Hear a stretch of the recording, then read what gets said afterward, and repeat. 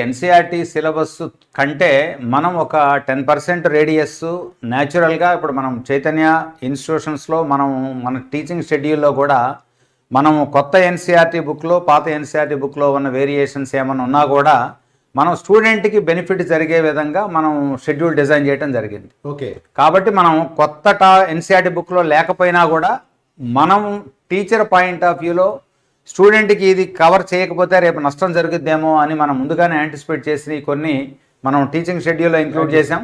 మన ఎగ్జామినేషన్లో క్వశ్చన్ పేపర్లో కూడా మనం ఇవ్వటం జరుగుతుంది.